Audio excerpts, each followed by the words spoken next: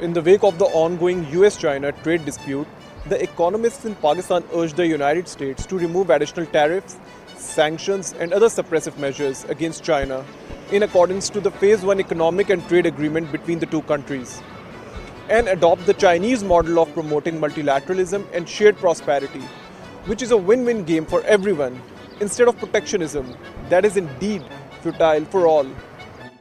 It's imperative that the US should abide by its commitment to go back to no or low tariffs because these tariffs are unfair, they're arbitrary. Just look at the Chinese overall tariff levels. It is one of the lowest in the world now.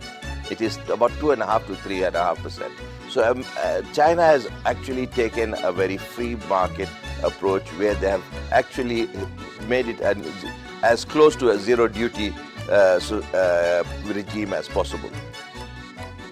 Now, if you look at closely, the reason why USA is having a larger trade deficit, and which brings it as a bone of contention between USA and China, many economists believe that do not blame the trade policy. It is basically a number of macroeconomic factors that led USA into this deficit.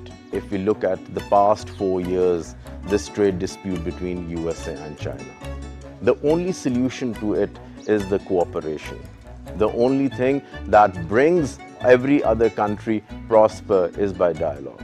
So Chinese policymakers, I think, are very aware that they cannot win by taking a very short-term approach. They take a very long-term approach, and in all their ventures, they take a very long-term approach and try and ensure that all the participants are beneficiaries of whatever rewards are there to be made.